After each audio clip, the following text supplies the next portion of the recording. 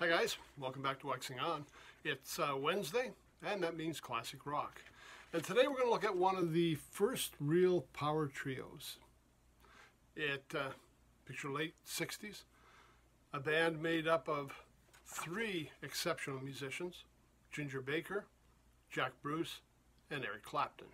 Yes, I'm talking about Cream. And today's album, or CD that I have, is Disraeli Gears. Now, Cream had a very short recording life. I think 4 albums altogether. This is the second one before they broke up. Apparently problems between Ginger Baker, Jack Bruce, and they kind of went their separate ways. But they had a lot of great hits in that short span of time.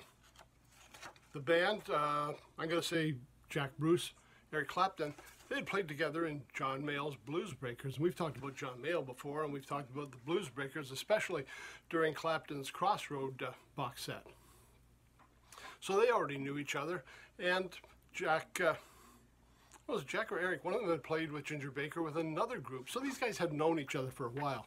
And they got together and cranked out some great tunes. So we got Ginger Baker on drums, Jack Bruce on vocals, bass guitar, and one of the primary writers, Eric Clapton, on guitar. The inner fold of this, you can just see a picture of the band at that time. I don't know if you can see that very well with a contrast, but boy, what a young bunch of players we've got here. And this was a time when music was changing. In the early 60s, guitar solos in songs ran a few bars. It was very short. It was kind of a token solo they threw in. When Hendrix came along, things changed, and the guitar seemed to take over a major part of the song, and the solos became that much more important.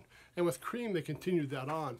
The soloing was as important as what some of the song was itself. I mean, it wasn't just a filler to the next verse. The solo was something people look forward to. Give you an idea of what's on this album: Strange Brew, The Sunshine of Your Love, and both of these big hits for Cream. World of Pain, Dance the Night Away, Blue Condition, another big hit here, Tales of Brave Ulysses. I don't even know how to pronounce this, S-W-L-A-B-R. We just called it S-W, and you know what it meant. We're Going Wrong, Outside Woman Blues, Take It Back, Mother's Lament.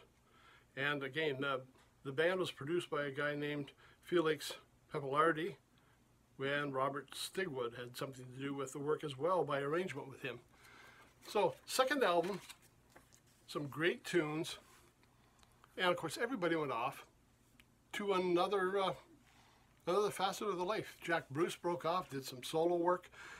He had played with, I'm just trying to think offhand who it was now, Charlie Haden.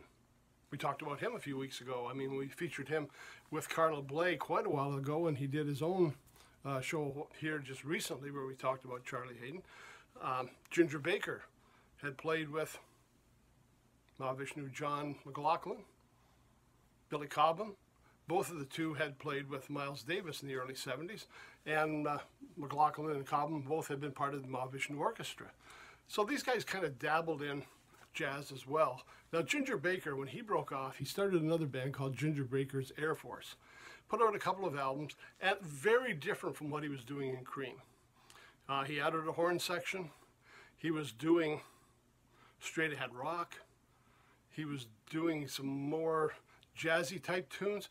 The one album, I think it was Ginger Baker's Air Force 2, an album, he did Man of Constant Sorrow.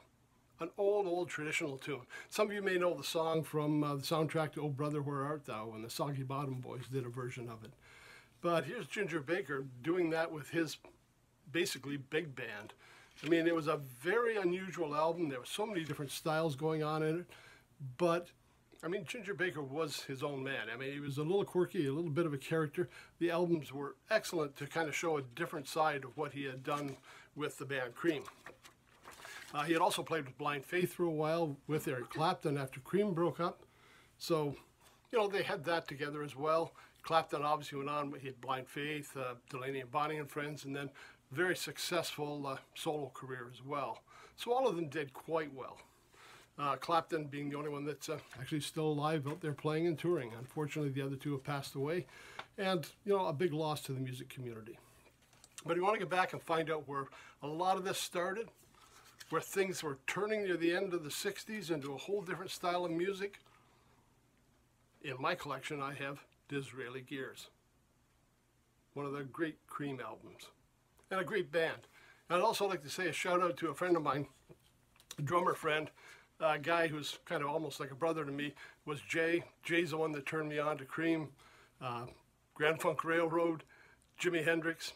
I think the first Billy Joel album I heard, Piano Man, was at Jay's house. So, like I say, I usually tell you it's PBS, Austin City Limits, or Soundstage, or Downbeat. Sometimes it's what your friends introduce you to. And grateful that he turned me into being a fan of Cream. Okay, that's it for today. Cream was our album. We'll see you on Friday when we have a little bit of maritime music for you. And if you're not familiar with what that means, join us Friday and find out. Till then, everybody, take care. Thanks for stopping by.